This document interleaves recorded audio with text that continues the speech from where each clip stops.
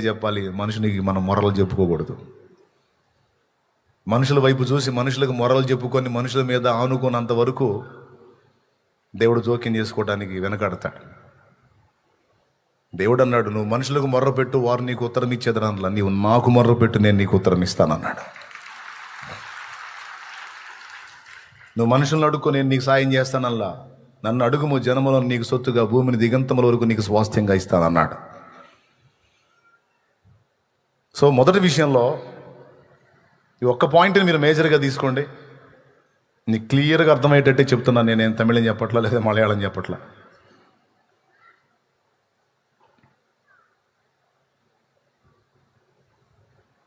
ఒక మనిషి వైపు తిరిగి మనిషి మీద ఆనుకున్నందుకు 2 ఏళ్ళు కూర్చోవాల్సి వచ్చింది జైల్లోనే. ఇర్మియా 17:5. నరులను ఆశ్రయించి శరీరాలను తనకు ఆధారం చేసుకొని యెహోవా మీద నుండి తన ఆత్మను తొలగించుకున్నవాడు శాపగ్రస్తుడు.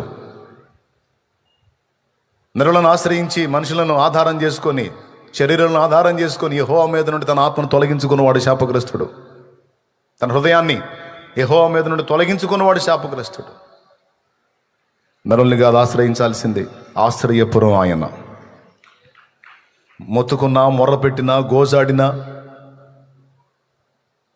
ఆయన ఆధారం, ఆయన ఆనుకోవాల్సింది ఆయన మీద, ఏడవలసింది ఆయన దగ్గర, మొర్ర పెట్టాల్సింది ఆయన దగ్గర, ఎదురు చూడాల్సింది ఆయన కోసం, దయను వేడుకోవాల్సింది ఆయన్ని. ఏ మనుషుడు నమ్మదగిన వాడు కాదు, ఏ మనుషుడు ఎల్లప్పుడూ తోడు రాడు. వాగ్దానాలు ఇస్తారు, మాటలు ఇస్తారు, మొత్తం పోతాయి. సర్వకాల సర్వావస్థల యందు నిన్ను విడవక ఎడబాయక హత్తుకొని నిన్ను పెంచి పోషించి నడిపించి ఆదరించి బాగు చేసి బ్రతికించి నిన్ను కొలికి తెచ్చేవాడు దేవుడు మాత్రమే.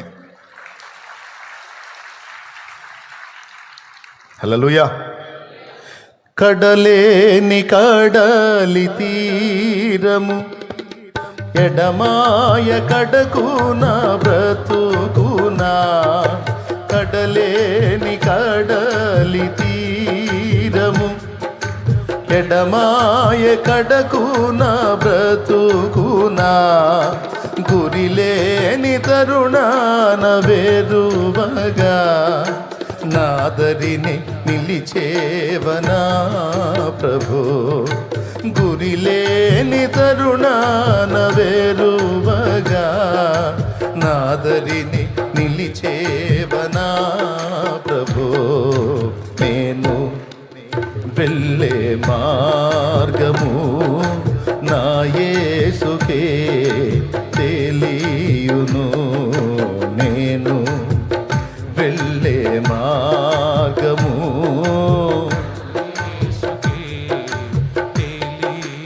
దేవునికి మహిమ. కడలేని కడలి తీరము ఎడమాయే కడకున్నా బ్రతుకున్నా, గురిలేని తరుణాన్ని ఎవ్వడు గురిగా లేరిక. నట్టనటి సముద్రంలో ఒంటరిగా మిగిలిపోయినట్టు అయిపోయింది నా బ్రతుకు ప్రభా. ఇప్పుడు ఎవరు దిక్కు, ఎవరు దారి చూపుతారు, ఎవరు సాయం చేస్తారని నడి మధ్య నిలబడి దిక్కులు చూస్తే ఎక్కడా దిక్కు కనపడలా. గురిలేని తరుణాన వెరువగా నా దరినే నిలిచావా నా ప్రభువు, నీకు స్తోత్రమయ్యా. కాబట్టి అడుగు జారాడు అక్కడ ఒక మనిషి వైపు తిరిగి, దాని ఫలితం 2 సంవత్సరాలు ఇబ్బంది పడాల్సి వచ్చింది. మళ్ళీ దేవుని వైపు తిరిగి, సారీ నాయన, ఆడు రాజు దగ్గర పానపాత్ర అందిస్తాడు కదా, ఆడు చెబితే రాజు నన్ను బయటికి తెస్తాడని ఆ మనుషులకి వెళ్ళి చూశాను, బుద్ధి తక్కువైంది, ఇంకెప్పుడు చూడను అన్నట్టు తిరిగితే అక్కడి నుంచి తీసుకొచ్చి ఏకంగా ఐగుప్తు సంస్థానం అంతటి మీద నియమించాడు దేవుడు. ఇదంతా ఓ నాయన, నాకు తెలిసి 100 సార్లు చెప్పినా నాకు తృప్తి తీరదు యోసేపు లైఫ్, ఎందుకంటే నాకు చాలా ఇష్టమైన జీవితం అది. కానీ ఈరోజు ఆ మ్యాటర్ ఎందుకు చెప్పానంటే, నీ మట్టుకు నువ్వు స్త్రీవైనా, పురుషుడువైనా, యవనుడువైనా, వృద్ధుడివైనా, బాలుడవైనా, బాలికవైనా, నువ్వు నడి వయస్సు గల స్త్రీవైనా, పురుషుడువైనా, నీ వయసు, నీ జ్ఞానం, నీ చదువు ఇవన్నీ పక్కన పెడితే, నీకు తెలిసినంత వరకు, దేవుని వాక్యంలో నీకు వినబడినంత వరకు, దేవుని యందు భయభక్తులు నిలిపి దేవుడు నియమించినటువంటి నీతి నియమాల్లో, కట్టడల్లో నిన్ను నువ్వు ఇముడ్చుకొని దేవునికి భయపడి దేవుడు తృప్తిపడే విధంగా కానీ నువ్వు జీవించటం మొదలు పెడితే, నా సోదరా, నీకు నీ ఇంటి వారికే గాక భవిష్యత్తులో నీకు తెలియకుండా వేల మందికి, లక్షల మందికి దీవెనకరంగా మారుతావు, నువ్వు స్త్రీవైనా పురుషుడివైనా. కానీ దేవుడు గీసిన చట్టంలో నిన్ను నువ్వు ఇముడ్చుకోవడానికి జాగ్రత్త పడాలి. మళ్ళీ చెప్తున్నాను ఇంకోసారి క్లియర్గా, దేవుడు నియమించిన కట్టడలను మేరకుండా నాకు దేవుడు తృప్తిపడే జీవితం కావాలి, దేవుడు సంతోషించే జీవితం కావాలి, దేవునికి ఆనందం కలిగించే జీవితం నాకు కావాలని ప్రతి అడుగు కూడా ఆయన సంతోషమే, ఆయన ఆనందమే, ఆయన ఇష్టమే, ఆయన చిత్తమే అనుకుంటా నువ్వు కానీ మనుషుల ముందే కాకుండా మనుషులు లేని రహస్య సమయాల్లో సైతం నువ్వు జాగ్రత్త పడగలిగితే నీకు తెలియనంత గొప్ప కార్యాలు నీ ద్వారా దేవుడు జరిగించబోతా ఉన్నాడు. ఇది యోసేపు జీవితంలో మనకు స్పష్టంగా అర్థమయ్యేటువంటి సంగతి, అబ్రహాము జీవితంలో అర్థమయ్యే సంగతి, దావీదు జీవితంలో అర్థమయ్యే సంగతి. ఇంకా చాలామంది బ్రతుకులు మనం చూడవచ్చు. వీళ్ళంతా సింగిల్గా ఓన్లీ వాళ్ళ వరకో లేదా వాళ్ళ కుటుంబాల వరకో కాదు, కోట్ల మంది ప్రజలకు దీవెనకరంగా వాళ్ళ జీవితాలు మార్చబడ్డాయి. కారణం దేవుడు, రెండవది వారు దేవునికి చూపిన విధేయత. సో ఈరోజు మొదటి పాయింట్లో మనం పక్కాగా గుర్తుపెట్టుకుందాం, గుర్తు రాసుకుందాం ఏంటంటే, నా వలన జరిగే పనుల తర్వాత ముందు నాలో జరగవలసిన దేవుని పని, నేను చేసేటువంటి పరిచర్యలను బట్టి దేవుడు తృప్తి చెందేది తర్వాత ముందు నా జీవితాన్ని బట్టి దేవుడు తృప్తి చెందినట్లు నేను బ్రతకాలి. నా లైఫ్ దేవునికి తృప్తికరంగా ఉండాలి. ఒకవేళ ఇప్పటిదాకా కొన్ని అవకతవకలు జరిగితే, కొన్ని విషయాల్లో బ్యాలెన్స్ మిస్ అయితే ఖచ్చితంగా అది సరి చేసుకొని ఇప్పుడు లైన్లోకి రావాల్సిన సమయం ఆసన్నమైంది. అలా ఎవరైతే తమ నడతను సరి చేసుకోవటానికి, శుద్ధిపరచుకోవటానికి, క్రమపరచుకోవటానికి, దిద్దుకోవటానికి, జాగ్రత్త పడటానికి సిద్ధపడతారో, మారు మనసు పొందుతారో, తీర్మానానికి వస్తారో, బ్రతకటం మొదలు పెడతారో, ఇక వారు ఒంటిగా ఉండరు. ద్రాక్షావల్లి ఫలించినట్లు విస్తారంగా ఫలించడం మొదలు పెడతారు వారికి తెలియకుండానే. ఎందుకంటే ఫలింపునిచ్చేది దేవుడే. ఖచ్చితంగా సోదరులారా, కొంతమంది దీన్ని మిస్ అయ్యారు, కొంతమంది ఈ పాయింట్ వదిలేశారు. ముందు నేను దేవుని ముందు ఎలా అన్న ప్రశ్నను పక్కన పెట్టేసి నా వల్ల చాలా జరగాలి అన్న ఆలోచనలో ముందుకెళ్ళారు.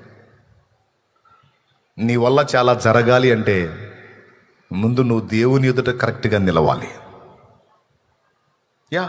దేవునితో నిలవాలి, దేవుని ఎదుట కరెక్ట్గా నిలవాలి. యోసేపు ఆ విషయాల్లో భద్రంగా ఉన్నాడు. తండ్రి సహోదరుల దగ్గరికి పంపిస్తే ఆ బాధ్యతను సరిగా నెరవేర్చాడు. సరే, వాళ్ళు దుర్మార్గం చేసి అమ్ముకుంటే అమ్మబడ్డ స్థానంలో కొన్న యజమానుడు డబ్బులు ఇచ్చి కొనుక్కున్నాడు కనుక వానికి నమ్మకంగా పనిచేశాడు. వాని ఇల్లు మొత్తం నాశనం చేసే ఛాన్సు ఏం లేదు. ఆ వైఫ్ ఒక్కటి పాడైందంటే ఇల్లు మొత్తం పాడైపోయినట్టే. ఇంటికి దీపం ఇల్లాలంటారు కదా, ఇల్లాలు జడగొట్టాడంటే మొత్తం అయిపోయినట్టే. టోటల్గా తన యజమానుడి కొంప కొల్లేరు చేసే ఛాన్స్ వచ్చింది, టచ్ కూడా చేయలే. జాగ్రత్త పడ్డాడు. నిష్కారణమైన నింద మోసాడు. ఒక్కరోజు కూడా సణుక్కోలా గొణుక్కోలా దాన్ని దినం చేయాలని లేదు, అది నాశనంగానం లేదు. అది అట్లా పోయింది ఇట్లా పోయింది అని కూడా అలా పాపం పుణ్యం దేవుడికే తెలుసు, దేవునికి స్తోత్రం అనుకున్నాడు, వదిలేశాడు. ఎక్కడ పెట్టినా సరే, ఎక్కడ నియమించినా సరే పరలోకంలో ఉన్న దేవునికి, కన్న తండ్రికి నియమించినటువంటి యజమానునికి నమ్మకంగా పనిచేశాడు ఆయన. తను తాను నియంత్రించుకున్నాడు. ఎల్లప్పుడూ తన కళ్ళ ముందు విశ్వాసమును బట్టి దేవుణ్ణి చూస్తూ బతికాడు. అది యోసేపు గొప్పతనం. నా దేవుని దృష్టి ఎదుట, నా దేవుని కనుల ఎదుట ఇంత గొప్ప పాతకం నేను ఎలా మూటగట్టుకునేది అంటే, తన కళ్ళ ముందు ఎప్పుడూ జీవం గల దేవుణ్ణి చూస్తూ ఉన్నాడు. ఆ దర్శనం కలిగి ఉన్నాడు ఆయన. ఈరోజు మన పర్సనల్ లైఫ్లు, మనం రహస్య జీవితాలు ముందేసుకుంటే మనకు సిగ్గనిపిస్తుంది. దేవుని సన్నిధికి వచ్చినప్పుడు దేవుడు ఉన్నాడు, దేవుని మందిరంలో ఉన్నాం, ఇక్కడ దేవుడు ఉన్నాడు అన్నట్టు బ్రతుకుతున్నాం. కానీ మన ఇంట్లోనూ, మన రహస్య ప్రదేశాల్లో, మన రహస్యంగా జీవించేటువంటి ప్రదేశాల్లో సైతం దేవుడు మన పక్కన ఉన్నాడన్న సంగతి మన గ్రహింపు రాదు. సాతాను మన కళ్ళకి మాయపురలు కప్పేస్తాడు. చర్చిలోనే దేవుడు ఉన్నాడు, సంఘంలో దేవుడు ఉన్నాడు, ఇక్కడ లేడు, పర్వాలేదు, నువ్వు చూడు, చెయ్యి, ఆలోచించు, మెత్తబడు, నువ్వు శరీరంలో ఉన్నావు, నువ్వు మనిషివి, తప్పదు ఇలాంటి. నువ్వు పరిపూర్ణుడు ఏం కాదు, నువ్వు పరిపూర్ణాలు ఏం కాదు, నువ్వు యేసుప్రభువు ఏం కాదు, నువ్వు దేవుడు ఏం కాదు, నువ్వేం దేవతవేం కాదు. అందరిలాగా నువ్వు బలహీన ఘట్టానివే, అందరిలాగా నువ్వు మనిషివే, అందరిలాగా నీకు ఆ రక్తమాంసాల శరీరం ఉంది, అందరిలో ఉండే పైత్యరసాలు నీలో కూడా ఉంటాయి. కాబట్టి నువ్వు ఏదో ఫీల్ అయిపోయి అనుకోవద్దు. అదంతా మందిరంలో, సంఘంలో, భక్తుల్లో, జనాల ముందు. నీ రహస్య జీవితంలో అవన్నీ కూడా నువ్వు బ్యాలెన్స్ చేయాలంటే కష్టం అని ఫస్ట్ ఇది కష్టం అనిపించి, తర్వాత నువ్వు దేవుడి కట్టడలు మీరేటట్టు చేసి, యోసేపులాగా అనేక మందికి దీవెనకరంగా మారాల్సిన జీవితాన్ని నీకు, నీ కుటుంబానికి శాపంగా మార్చేటట్టు వాడు కుట్ర చేస్తాడు. ఎంతమందికి అర్థమైందో ఒకసారి చేతులు ఎత్తితే సంతోషపడతా. క్లియర్గా అర్థమైతేనే చేతులు ఎత్తండి. Right, thank you. చాలా క్లియర్గా అర్థమైంది అనుకోండి, ఎందుకంటే దాదాపు అన్ని చేతులు లేచినాయి. మరి చేతులు లేపారు, ఓకే, మరి ఏదన్నా దాని గురించి ఆలోచిస్తారా, లేకపోతే వదిలేస్తారా? సీరియస్గా తీసుకుంటారా, వదిలేస్తారా?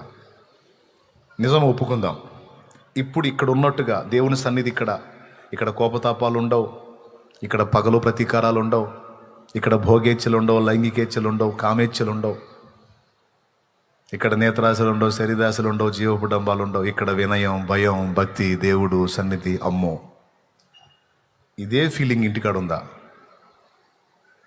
ఇలాంటి భయం, ఇలాంటి భక్తి, ఇలాంటి దృష్టి, ఇలాంటి దర్శనమే కలిగి ఇంటికాడ ఉంటారా? అబద్ధాలు ఆడకుండా నిజం చెప్దాం, అక్కడ కష్టమేనన్న అన్నోళ్ళు చేతులు ఎత్తండి. ఇక్కడ మేమే ఎత్తాం, కొంతమంది అసలు అబ్బో నిజమా, దేవునికి స్తోత్రం అంటే శాలేమన్న నువ్వు కూడా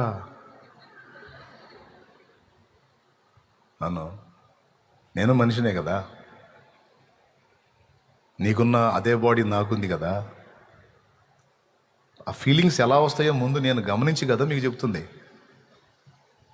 అర్థమైందా? ఏ టైప్ ఆలోచనలు వస్తాయి, ఎలా ఉంటే ఎలా ఉంటుంది, ఎలా ఉండాలి, దాన్ని ఎలా తప్పించుకోవాలనేది నేను ఎదుర్కొని కదా మీకు బోధిస్తున్నాను. అయితే నేనేమన్నా స్పెషల్గా మహిమ శరీరాన్ని వేసుకొని ఏమన్నా పుట్టాను అయింది? ఏం పుట్ల. నీకే బాడీ ఉందో నాకు అదే బాడీ ఉంది, నీకు కలిగే దరిద్రపు ఆలోచనలన్నీ నాకు కూడా వస్తాయి. కానీ వాటి విషయంలో మనం మెత్తబడితే కలిగే నష్టం ఏంటి? కష్టమైనా సరే దేవుని శక్తిని బట్టి అధిగమిస్తే వచ్చే లాభం ఏందన్న పాయింట్ నీకు అర్థమయ్యేటట్టు చెప్తున్నాను నేను.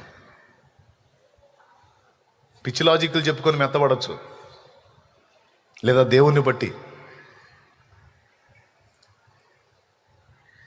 ఇంద్రియ నిగ్రహాన్ని కలిగి, ఆశా నిగ్రహాన్ని కలిగి అధిగమించి ఒక ఫలం ఫలించవచ్చు, ఒక వెలుగు వెలగవచ్చు.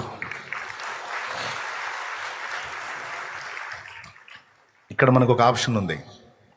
యేసయ్య అయితే ఒక్క చోట కూడా అడుగు జారలా. కానీ మనం మట్టి పురుగులం కనుక యోసేపులాగా అప్పటిదాకా దేవుని వైపు చూస్తూ సడన్గా మనిషి వైపు తిరిగినట్టు, యాకోబులాగా కొన్ని ఘట్టాల్లో అడుగులు జారినట్టు, అబ్రహాంలాగా కొన్ని ఘట్టాల్లో అడుగులు జారినట్టు ఒకవేళ జారితే వెనక్కి తిరిగి తీసుకొని దేవుని వైపు మళ్ళుకొని తిరిగి మళ్ళా ప్రయత్నం చేయడానికి మనకు ఆప్షన్ ఇవ్వబడింది, మనకు అవకాశం ఇవ్వబడింది. ఓకేనా? ఇప్పటిదాకా నువ్వు కొంచెం అటు ఇటుగా ఉన్నావు, ఇప్పటిదాకా కొంచెం చంచలంగా ఉన్నావు, ఇప్పటిదాకా కొంచెం బలహీనంగా పడతా లెగుస్తూ ఉన్నావు.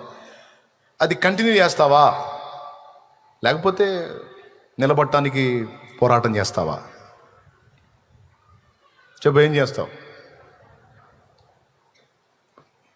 ఎదురు తిరుగుతావా, మెత్తబడతావా, రాజీ పడతావా, పోరాడతావా? దేవునికి తృప్తి కలిగే విధంగా నువ్వు నడుచుకోవటానికి మొదలు పెడతావా? అబ్బో అది అసలు మనకు అసలు సాధ్యమయ్యే పనే కాదని రాజీ పడతావా? ఎవరి మనసాక్షికి వాళ్ళు. నా మనసాక్షికి నేను, నీ మనసాక్షికి నువ్వు. ఒక్కసారి కళ్ళు మూసి ఆలోచించు, నా జీవితాన్ని బట్టి నిజంగా దేవుడు తృప్తి చెందుతాడా? నా భక్తి, నా ఆత్మీయత, నేను దేవుని ప్రేమించే తీరు, నా సత్ప్రవర్తన, సత్సాక్ష్యం, నా పర్సనల్ లైఫ్లో నా సమస్త ప్రవర్తన దేవునికి తృప్తికరంగానే ఉందని నువ్వు గుండె మీద చేసుకొని నీ మనస్సాక్షికి, నాకు చెప్పొద్దు, నీ మనస్సాక్షికి చెప్పగలవా? నాకు తెలుసు మీ ఆలోచన ఏంటో. చెప్పలేదు. ఎందుకంటే చాలామంది జీవితాల్లో దేవుడు తృప్తి చెందే కాదు, దేవుడు ఆయాసపడే విషయాలు చాలా ఉన్నాయి. దేవుడు సంతోషపడే విషయం కాదు, దేవుడు నొచ్చుకునే సంగతులు చాలా ఉన్నాయి. అవే సరి చేయబడాలి, అవే దిద్దుబాటు చేయబడాలి. అవి దిద్దుబాటు చేయబడేంత వరకు నువ్వు చెరలోనే ఉంటావు, నువ్వు చెరలోనే ఉంటావు, నువ్వు శ్రమలోనే ఉంటావు. పూర్తిగా నీలో అది విరిగినప్పుడు విడుదల పొందుతావు. దేవునికి నిన్ను నువ్వు లోబర్చుకోవటం మొదలుపెట్టినప్పుడు ఫలించటం మొదలు పెడతావు. ఆఖరి పరీక్షల్లో కూడా పాస్ అవడానికి యోసేపుకి ఇంచుమించు 2 ఏళ్ళు పట్టింది. అది కూడా అయిపోయిన తర్వాత పోయి ఎక్కడెక్కాడు? ఐగుప్తు అధికారపీఠం ఎక్కాడు. 7 సంవత్సరాలు సమృద్ధి పంట చేతికి వచ్చినప్పుడు దాన్ని అంతటిని భద్రం చేశాడు. అప్పట్లో అగ్రరాజ్యం ఈజిప్ట్, ఐగుప్తు. మంచి పంట వచ్చింది. విచ్చలవిడిగా అమ్ముకునేవాళ్ళు మొత్తం ఏం గింజ మిగిలేదు కాదు. చచ్చేవాళ్ళు 7 ఏళ్ల కరువులో, ఒక్కళ్ళు లేకుండా, ఆఖరి ఫరోతో సహా చచ్చేవాళ్ళు. 1 ఏడు 2 ఏళ్ళ కరువుకే చస్తాం ఆల్రెడీ. 7 ఏళ్ల కరువు అంటే బతుకుతారేంది? ఒక ఐగుప్తే కాదు, కనాను ప్రాంతం, చుట్టుపక్కల ప్రాంతాలు, ఎన్ని ప్రాంతాలు కరువు దెబ్బతిన్నాయో. మొత్తానికి ధాన్యపు నిల్వలు దాచిపెట్టాడు. మీరు ఊహించండి, అప్పటి రోజుల్లోనే లక్షలాది మంది ప్రజలు కదా, కనానీలు అయితేనేమి, ఐగుప్తీలు అయితేనేమి, చుట్టుపక్కల ప్రాంతాల వాళ్ళు అయితేనేమి. ఒక్క యోసేపు, 100 యోసేపులు లేరు, 1000 యోసేపులు లేరు, లక్షల మంది లేరు. దేవుని కొరకు నీతిగా నిలిచి, దేవుని నియమంలో, కట్టడలో, అదుపాజ్ఞల్లో తన్ను తాను ఇముడ్చుకొని బ్రతికినటువంటి ఒక నీతిమంతుడైన యోసేపు లక్షల మందికి దీవెన. అది నీకు క్లైమాక్స్లో అర్థమైంది.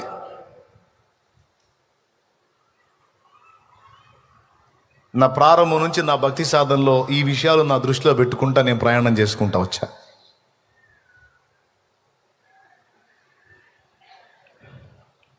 నేనొక్కడిని నీతిగా, నేనొక్కడిని నియమంగా బ్రతికితే, ఇప్పుడు నా ఫ్యామిలీ ఉందండి, వాళ్ళు మారు మనసు లేరు. అప్పుడు మారు మనసు పొందలా, లోకానుసారులుగా ఉన్నారు. మొదట నేను పొందాను. వాళ్ళు కోప్పడవచ్చు, నేను పడకూడదు. వాళ్ళు అడ్డదిడ్డమైన చూడవచ్చు, నేను చూడకూడదు. వాళ్ళు పనికి మాలిన మాటలు మాట్లాడవచ్చు, నేను మాట్లాడకూడదు. ఇప్పుడు వాళ్ళ మధ్యలోనే నేను ఉంటున్నాను. నేను ఒక్కడిని మారాను, వాళ్ళు మారలేదు. చూసి చూసి చిరాకు పుట్టిదిగా. ఇప్పుడు నన్ను పద్దాకలు కదిలిస్తుంటే మనకు కూడా ఆవేశం వచ్చిందిగా.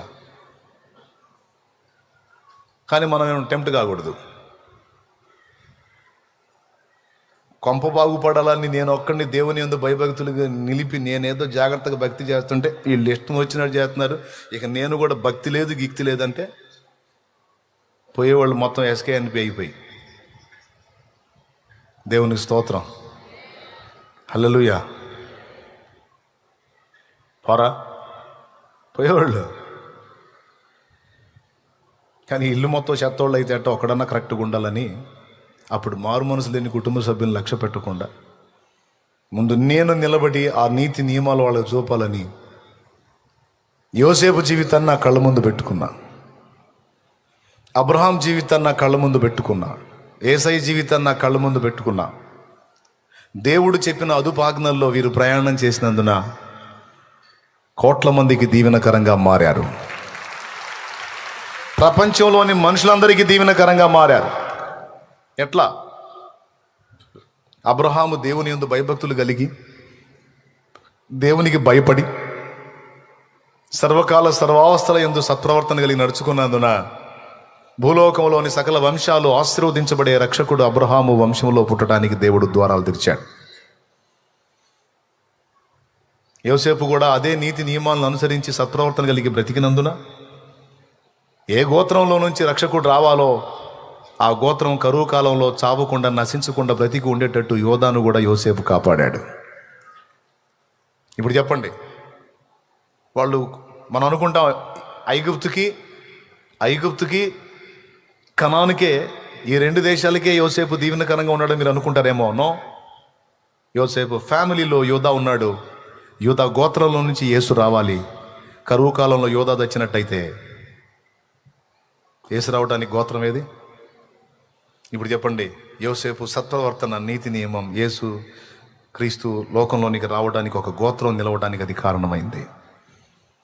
యేసు భూమి మీదకి వస్తే భూలోకంలోని సకల వంశాలు ఆయన యందు రక్షణ పొందుతాయి. అంత శ్రమపడేం కొట్టాల్సిన అవసరం లేదులే. అది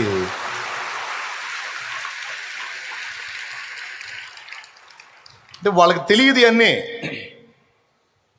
ఇంతమందికి నా చేత్తో అన్నం పెట్టే స్థితి నాకు వచ్చిద్దని యోసేపుకు తెలియదు. ఆ దేవుడేదో నీ యందు భూలోకంలో వంశాలను ఆశీర్వదించబడితే అన్నాళ్లే కానీ అవన్నీ ఆశీర్వదించబడేదాకా మనం ఉంటామా చూస్తామా ఏందో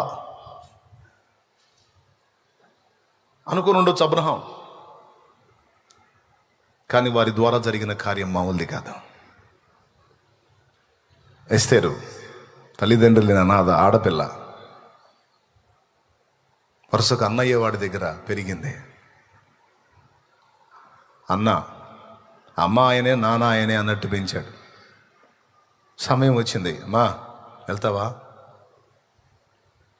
వష్టిని విసర్జించాడంట అహస్వేరోషు. కొత్త రాణిని ఏర్పరచుకోవాలని కోరుకొని రాజకుమార్తె అయినటువంటి కన్యల్ని పిలుస్తున్నాడంట. నాకెందుకో నువ్వు వెళ్తే బాగుంటుంది అనిపిస్తుంది రాయిస్తారు. హదస్సా వెళ్తావా? నువ్వు చెప్తే నేను చేస్తానంది. లోబడింది, వెళ్ళింది. పక్క అన్యుల మధ్యలోకి వెళ్ళింది. తన జాతి, ప్రజలు, సొంత జనులు, బంధువర్గం మొత్తం వదిలిపెట్టి తనకు తెలియని ఒక కొత్త ప్రదేశానికి వెళ్ళింది. కానీ ఎక్కడున్నా, ఇంట ఉన్నా బయట ఉన్నా, తన స్వజనుల మధ్య ఉన్నా అన్యజనుల మధ్య ఉన్నా హదస్సానే నిప్పే అన్నట్టు ఉంది. ఎక్కడున్నా సరే ఆడపిల్ల అయితేనే, అనాథ అయితేనే, అమ్మా నాన్న ప్రేమ రుచి చూడందైతేనే, దిక్కులేందైతేనే,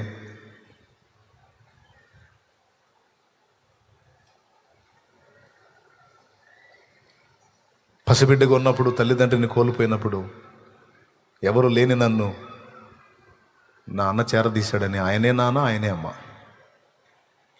దీనస్థితిలో ఉన్నప్పుడే కదా ఆమె రాణైనప్పుడు కూడా ఆయనకు లోబడుతూనే ఉంది అని రాయబడింది. అలాంటి ఎస్తేరు చావుకు తెగబడింది. అన్ని జనులకు మధ్యలోకి పోయినా కూడా వాళ్ళ ఆలోచనలోకి వెళ్ళలా, తన నీతిని మేరలా, పిచ్చి పిచ్చి వేషాలు వేయలా, మిగిలిన రాజకుమార్తెలు ప్రవర్తించినట్టు వెర్రి వేషాలేం వేయలా. ఓ రకంగా చెప్పాలంటే ఒక దీనురాలిగా అహస్వేరోషు సంస్థానంలో ప్రవర్తించింది.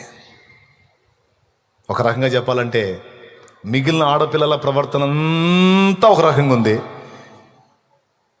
యూదురాలైన ఎస్తేరు ప్రవర్తన, అదే హదస్సా ప్రవర్తన ఒక రకంగా ఉంది. Separate life. చూశారు అక్కడుండే షండులు, వాళ్ళందరూ చూశారు. హేగే చూశాడు, మొత్తం అంతఃపురంలో ఉన్న వాళ్ళు చూశారు. మిగిలిన వాళ్ళందరూ వేరండి, ఈ అమ్మాయి పిచ్చిపిల్ల, అమాయకురాలు అని ఆమె గురించి మంచి సాక్ష్యం ఇస్తూ ఉన్నారు. అందరికీ ఆమె చూసినప్పుడు దయ పుట్టింది. ఎందుకంటే ఇతరులు చూసి దయపడే విధంగా తను దీన మనస్కురాలై నడుచుకుంది. సత్ప్రవర్తనను కనపరిచి మొదట విజయం అక్కడే పొందింది. రాజును గెలవాలంటే ముందు రాజు దగ్గర ఉండేవారిని గెలవాలా. ఎంత బుర్రో చూడాలి. దేవునికి స్తోత్రం చెప్తారా? రాజును కొట్టాలంటే ముందు రాజు దగ్గర ఉండేవాళ్ళని గెలవాలి. అందుకే చాలామంది ఏమనుకుంటారంటే చాలామంది తెలియదు ఈ సంగతి. దేవుడు తన ఆమోదాన్ని నీకు తెలపాలంటే ముందు దైవజనుల ఎదుట నీ ప్రవర్తనని కనిపెడతాడు ఆయన. నిన్ను బట్టి ఒక దైవజనుడు ముందు తృప్తి చెంది సంతృప్తుడై నిన్ను గురించి దేవుని ముందు సంతోషించాలి. అది ఎంత దీవెనో తెలుసా నీకు? రాజును గెలవాలంటే ముందు రాజు దగ్గర ఉండే వాళ్ళ హృదయాలను గెలవాలి. చాలామంది తెలియదు పాపం. నా దగ్గర జాగ్రత్తగా ఉంటే చాలనుకుంటారు పాపం. అక్కడ బల దగ్గర ఉండేవాళ్ళని ఎగతాళి చేసేవాళ్ళు, తేలిగ్గా మాట్లాడేవాళ్ళు, తృణీకరించేవాళ్ళు, నువ్వు కాదా ఆయన లేడా అనేవాళ్ళు అరబందులు చాలామంది ఉన్నారు. తృణీకారం పొందిన వాళ్ళు ఏం చెబుతారో తెలుసా? ఫలానా వ్యక్తి వచ్చారు, ఇలా మాట్లాడారని నాకు అందిస్తారు. అప్పుడు నేను ఒకవేళ సమయం ఇద్దాం అనుకున్నా కూడా నేను ఇప్పుడు గెలవను పొమ్మనంట. ఒక్కొక్కళ్ళు వచ్చి ఓవర్ యాక్షన్ చేస్తారు. నేను వచ్చానని చెప్పండి, నేను వచ్చానని తెలియదా, నేను వచ్చానని చెప్పండి అంటారు. నేను వచ్చాను అని చెప్పండి అంటే మాత్రం నేను ఇంకా అందుబాటులో కూడా ఉండను. ఇటు పోయేది ఇటు పోతా. నేను వచ్చానని దేవుడి సన్నిధికి వచ్చి నేను వచ్చాను ఏందిరా ఎచ్చులు? ఎక్కడ ఎచ్చులు పడతా? నీ పెత్తనం సాగే దగ్గర పడి ఎచ్చులు నువ్వు దేవుని సన్నిధిలో పడతావా? నువ్వేమనాలి? నేను దేవుని ముందు నువ్వు దేవుడి కాడికి మొనగాడు నేను వచ్చానని చెప్పుకో అంటే ఆ మాట అనకపోతే అయ్యా ఆయన చేత కొంచెం 2 ముక్కలు ప్రార్థన చేయించుకుందామని వచ్చాను ఆయన దీనంగా అంటే నేను ఏడున్నా వస్తా. రాడా ఏంది, ఎందుకు రాడు, ఎంతసేపు ఉండాలి ఏంది అన్నారు అనుకో, ఈ మధ్యలో లేకుండా పోతా. ఇప్పుడు సాయంత్రం దాకా కూడా దొరకనిక అదే శిక్ష. తిట్టుకొని సణుక్కొని కొనుక్కొని మళ్ళీ చర్చికి రాకపోయినా పర్లట్టండి చెత్తోడు. దేవునికి స్తోత్రం. చెప్పు గట్టిగా. వాళ్ళే చెబుతారు, బల దగ్గర వాళ్ళే చెబుతారు ఎవరు ఏందనేది, వచ్చినోడు ఎట్లా వచ్చాడనేది. అర్థమైంది నేను చెప్పింది? ఎస్తేర్కి తెలుసా సంగతి. అందుకే రాజు మనసుని గెలవాలంటే ముందు వీళ్ళ మనసుల్ని. కానీ ఎస్తేర్కు తెలియదు, ప్రపంచానికే దీవెనకరమైన పాత్రగా ఆమె నిర్ణయించబడిందని, లోక మొత్తాన్ని రక్షించడానికి వచ్చే లోకరక్షకుడైనటువంటి ప్రభు వంశావళిని తను కాపాడబోతుందని, ఆ జనాంగాన్ని తను భద్రపరచబోతుందని, లోక మొత్తానికి యేసు రక్షకుడైతే ఆయన వచ్చే జనాంగాన్ని తను సేవ చేయబోతుందని ఎస్తేర్కు తెలియదు. మళ్ళీ మళ్ళీ మళ్ళీ మళ్ళీ పాయింట్ ఎందుకు మీకు రేట్ చేసి చూపిస్తున్నానో కొంచెం ఆలోచన చేయండి. నీకు తెలియదు నీ చేత దేవుడు గొప్ప కార్యాలు చేయించబోతున్నాడు. కొడితే గంట కొట్టు మళ్ళీ చచ్చుదేపులు కొట్టవాలి. నీకు తెలియదు, నువ్వు ఊహించని కార్యాలు దేవుడు నీ ద్వారా చేయించబోతున్నాడు. నీకు తెలియదు, నువ్వు కలలో కూడా అనుకోని సంగతులు నీ ద్వారా నా దేవుడు చేయబోతున్నాడు. ప్రవచనాత్మకంగా ఇది మాట్లాడుతున్నాను నేను. సేవకుడు, విశ్వాసి, పరిచారకుడు, స్త్రీ పురుష భేదం లేదు చెప్తున్నాను నేను. నియంత్రించుకో.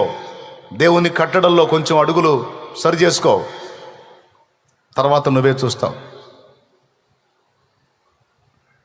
తేలిగ్గా లెక్కేసుకుంటున్నావు. నీ జీవితాన్ని నువ్వు తక్కువ అంచనా వేసుకుంటున్నావు. నిన్ను నువ్వే తృణీకరించుకుంటున్నావు. మంచిదే, తగ్గింపు మంచిదే. కానీ దేవుని ముందు తగ్గించుకుంటే పర్వాలా, సైతాను ముందు కూడా తగ్గించుకుంటున్నావు. సైతాను ఎదిరించి పోరాడాల్సిన నువ్వు సైతాను ముందు కూడా దీన మనసుకురాలు అయి సైతాను నేను దీనరాలను అంటున్నావు. ఒక్క తన్నుది అంటున్నాడు వాడు నిన్ను. అక్కడ మెత్తబడకూడదు. వాడు చూపే ప్రలోభాలకు లొంగకూడదు, లోపడకూడదు, తేలికగా అడుగులు జారకూడదు, చీప్ మెంటాలిటీ కలిగి ఉండొద్దు. దేవుడు కొన్ని ప్రిన్సిపల్స్ ఇచ్చాడు నీకు, అందులో నువ్వు బ్రతకాలి. చెప్పు, ఎందులో బ్రతకాలి? అందులో బ్రతకడానికి నువ్వు నిలబడాలి. ఎందుకంటే నీకే తెలియనంతగా గొప్పగా దేవుడు నీ ఎడల కార్యాలు చేయబోతున్నాడు. దేవుడు ఎవరినైనా అలా బ్లెస్ చేయాలనుకున్నప్పుడు ముందు ఇలాంటి దిద్దుబాటు చేస్తాడు. గుర్తుపెట్టుకోండి. ఒక దిద్దుబాటు సందేశం, ఒక హెచ్చరిక సందేశం, సరి చేసుకో అనే వార్నింగ్ నీకు వచ్చింది అంటే దాని వెనక ఆంతర్యం ఏంటో తెలుసా? దేవుడు నిన్ను బ్లెస్ చేయబోతున్నాడు. దేవుడు నిన్ను వాడుకోబోతున్నాడు. దేవుడు నిన్ను హెచ్చించబోతున్నాడు. దేవుడు నువ్వు ఊహించిన దానికంటే అధికంగా దీవించబోతున్నాడు. కాబట్టి ఆ కృపను నీవు పొందినట్లు ముందు అవరోధాలుగా ఉన్న వాటిని దేవుడు దిద్దుబాటు చేస్తాడు.